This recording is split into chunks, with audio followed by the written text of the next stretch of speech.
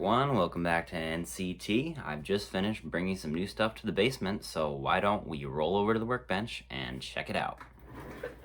Okay, so nothing on the workbench yet, but I would like to ask you all, how would I fix the coupler on this car? As you can see, it likes to droop down. There's a plastic tab here that's supposed to hold it up. I'm not sure if I can body mount them, because I don't think it'll fit around my curves. They're only 24-inch radius on the main and less on sidings. So yeah, if you have any advice on how to fix this coupler, let me know in the comments. As some of you may know, last week I was camping in the Adirondacks, and when I returned home on Thursday night, these were sitting on the porch. A very generous individual mailed these to me along with some Rail Pace magazines, so let's see what these are.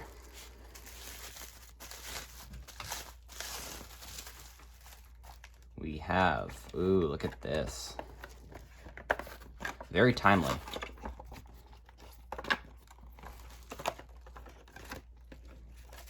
This is an Adirondack Bottled Gas Company, Saranac Lake, New York. Looks like a 40-foot tank car. Very timely, as I was just in Saranac Lake the other day, checking out the demolition. So that's a very nice car. It's an Atlas model. Look at that, beautiful. Beautiful car. I'll have to run that. It's not quite appropriate for my era, but it is very local. Next up, let's see what we have in here. Ooh, I see D&H. Come on. Oh, we have a little bit of damage here. We have a D&H pulpwood car. I have a red one. This one is modeling the earlier version before the D&H painted them red.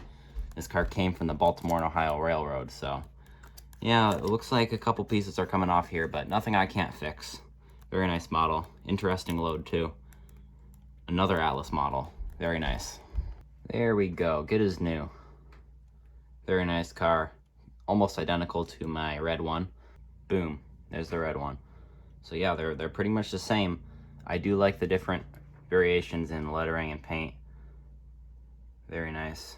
Finally, I'll try to drag up some of these metal artifacts I found in a pile in Lake Clear, New York. Lake Clear Junction is where the Paul Smith's Electric Railroad met with the New York Central, but I will have a video on that coming out soon, so look out for that if you want to hear the history of the Eastern Adirondack Railroads. Oh, this thing is heavy.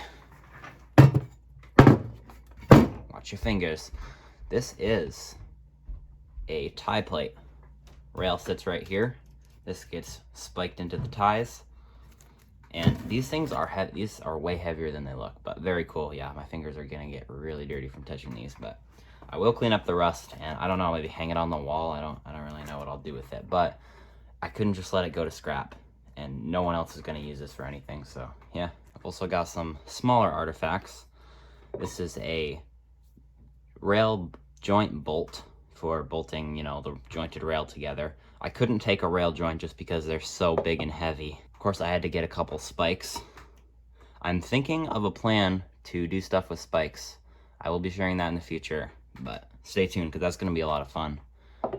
Oh, I can't breathe because of all this rust dust. These things, I'm not exactly sure what they are.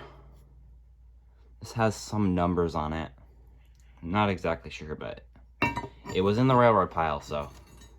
And then this, it might be some sort of track clip. I'm not exactly sure. If you know what these are, please tell me in the comments.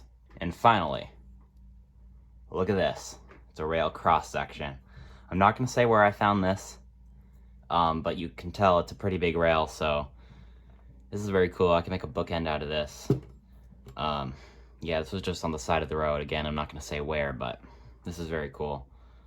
It's surprisingly heavy. It's quite heavy. I mean, I can imagine how heavy a 20-foot long rail section would be, but yeah, I think now we are going to go run some trains on the layout.